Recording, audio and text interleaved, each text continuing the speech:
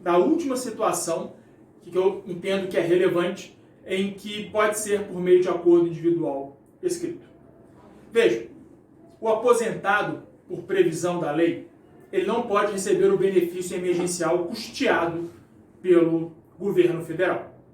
Então, se o empregador quiser negociar com o seu empregado, que também é aposentado, porque uma coisa não tem nada a ver com outra, ok? Ele pode ser aposentado e ter um novo vínculo de emprego. Não existe impedimento algum.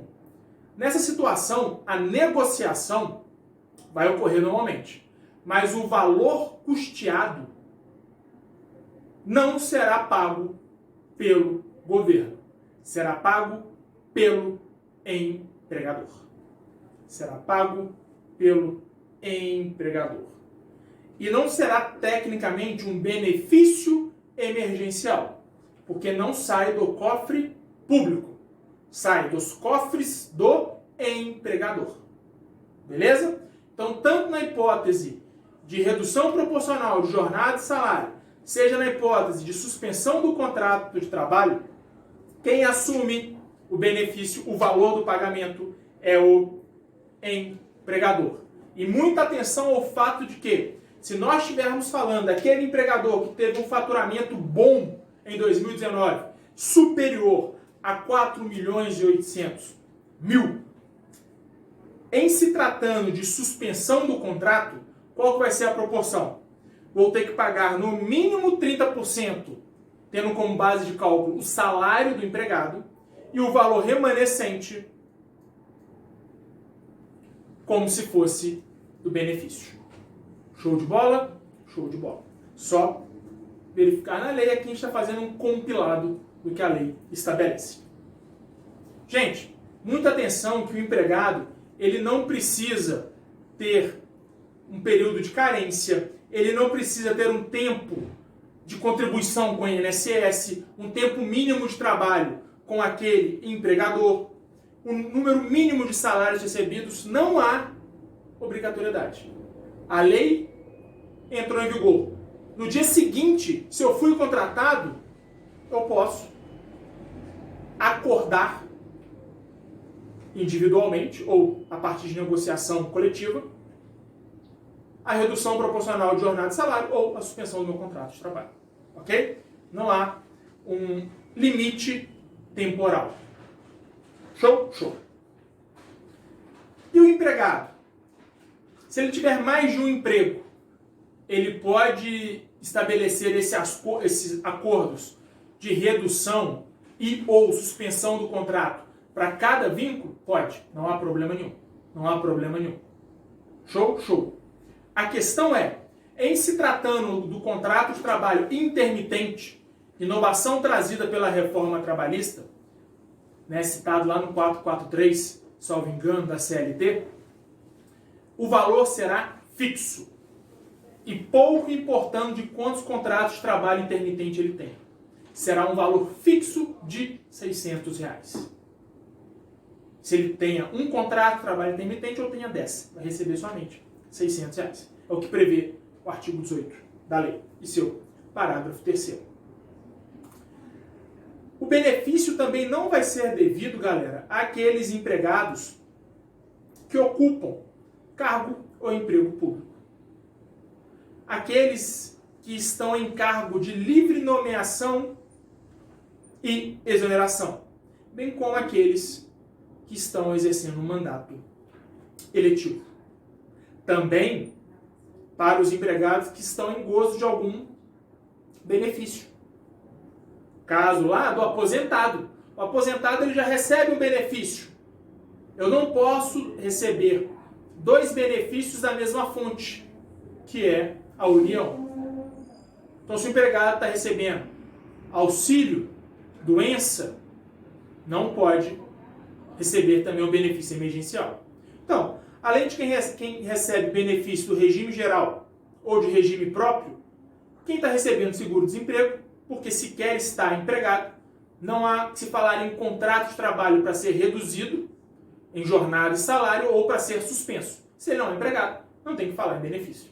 E o empregado está recebendo uma bolsa de qualificação, naquelas hipóteses em que há suspensão temporária do contrato lá da CLT para realizar cursos de qualificação e por aí vai. Tá? Show de bola. Nós falamos do benefício emergencial, mas a lei também estabelece que o empregador pode pagar uma ajuda compensatória, que vai ser fixada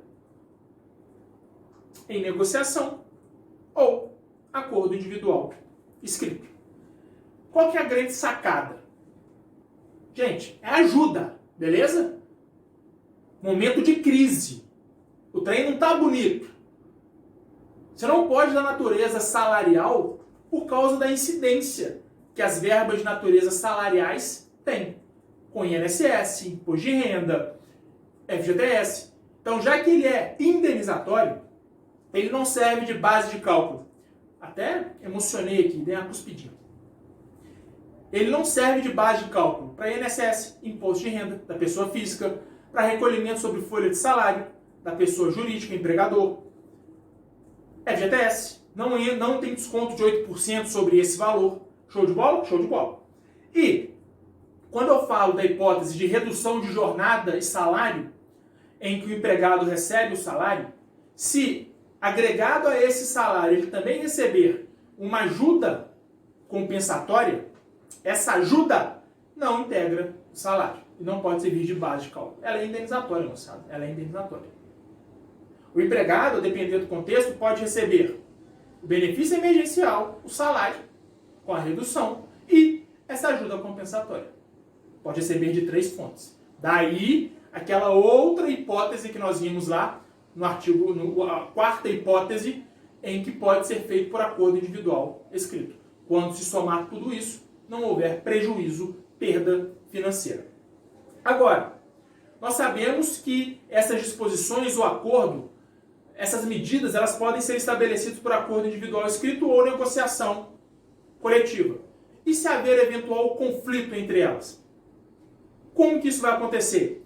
Quando eu tenho um acordo individual escrito e posteriormente vem uma negociação coletiva. Como é que eu vou analisar esse eventual conflito? Primeiro, no período anterior à negociação coletiva, eu vou aplicar as disposições do acordo individual escrito, sem maiores dúvidas. E nesse período em que há aparentemente um conflito, eu irei aplicar as disposições da negociação coletiva naquilo que conflitar com o acordo individual escrito. Salvo se as disposições do acordo individual escrito forem mais favoráveis, forem mais benéficas. A aplicação que foi relativizada pela reforma trabalhista, aqui nós temos a aplicação daquele princípio da condição mais favorável. Da condição mais favorável. Beleza? Que foi relativizada pela reforma trabalhista. Entendem isso? Isso é muito importante. Tenho aqui, ó. Se eu fosse vocês, colocava uma estrelinha, colocava aqui um chapeuzinho para entender isso aqui. Isso aqui, moçada, é uma interpretação de 2 disposições da lei. Beleza? Beleza. Vamos tratar agora de redução proporcional da jornada de salário. As disposições gerais. Prazo máximo de 90 dias, podendo ser prorrogado por ato do Poder Executivo, foi prorrogado, assim como a suspensão temporária do contrato. No final dos slides, dos últimos slides, nós vamos ver os atos de prorrogação. Os percentuais fixos, 25, 50 e 70, sendo que outros percentuais podem ser previstos em negociação coletiva, acordo individual coletivo, acordo coletivo de trabalho ou convenção coletiva de trabalho. Negociação coletiva, acordo coletivo de trabalho, convenção coletiva de trabalho. Por acordo individual escrito, não posso estabelecer outros percentuais. E eu posso estabelecer para um setor da minha empresa, para um departamento da minha empresa, para alguns empregados, a decisão não precisa ser uniforme, ou todos ou nenhum. Não existe isso. Por quê? Isso está dentro do jus variandi, do poder diretivo do empregador. É ele quem assume os riscos do empreendimento. Lembram disso? O que alguns doutrinadores chamam de princípio da alteridade. Então é ele quem vai analisar se aquele setor é melhor eu manter ele com redução de jornada e salário, se eu vou suspender. Exemplo, se eu tenho uma fábrica, sei lá, automóvel, ninguém está comprando carro, eu vou suspender o contrato da galera que monta, o pessoal da montagem. Mas outros setores de atendimento, comércio em geral, sei lá, eu tenho que ter essa liberdade, beleza? E essa opção aqui de aplicar de forma setorial, ela se aplica tanto na redução proporcional como na suspensão temporária do contrato. Agora, se a negociação coletiva quiser estabelecer outros percentuais, como é que fica o benefício emergencial? Gente, assim, eu entendo extremamente prejudicial ao empregado. Por quê? Se a negociação coletiva prever a redução em percentual inferior a 25%, o empregado não vai receber nenhum benefício. Não vai receber nada. Se a redução for de 25% a 49%, ele vai receber 25% a título de benefício emergencial. De 50% a 69%, 50%. 70% ou mais, 70%. Então veja, estabelecer um outro percentual não trará nenhum benefício ao empregado. Por quê? O percentual fixo. O percentual será fixo para cálculo do benefício emergencial. Beleza? Ótimo. Em tratando agora da suspensão do contrato de trabalho, suspensão temporária, tem o prazo máximo de 60 dias, podendo ser fracionável em 2 de 30, então eu posso suspender 30 dias, verificar como é que está a questão, retorno todo mundo, depois colocar suspenso por mais 30 dias. Ou posso suspender direto por 60 dias. E há prorrogações que foi prorrogado por determinação do Poder Executivo. Assim como na redução proporcional, pode ser por setor dentro do que o empregador entender mais interessante. E nessa hipótese, aqueles benefícios que são concedidos pelo empregador, né, se o contrato tivesse ativo, eles devem ser mantidos. Exemplo clássico disso aqui é o que a gente fala, plano de saúde. O plano de saúde tem que ser mantido. Isso aí, assim, a doutrina uníssona nesse sentido. Plínio, e o vale alimentação? Ele tem que ser mantido? Eu entendo que sim. Eu entendo que sim. Mas tem outros que entendem que não. Porque não está almoçando, não está trabalhando, então eu entendo que sim. A alimentação é inerente, né? E o vale transporte, Plínio? É claro que não. Porque o vale transporte ele é concedido para o trabalho. Se não tem o trabalho, não tem vale transporte. Ok? Mas eu entendo que se houver uma cobrança disso aqui, que os benefícios serão mantidos, o que a FGV vai cobrar de vocês vai ser o seguro, o plano de saúde, desculpa, que é o que se tem, pacífico, vamos dizer assim, na doutrina e na jurisprudência. Maravilha? Então, vou encerrando esse bloquinho aqui, já estão puxando minha orelha de novo, porque eu falo demais. A gente se vê em instantes. Até mais.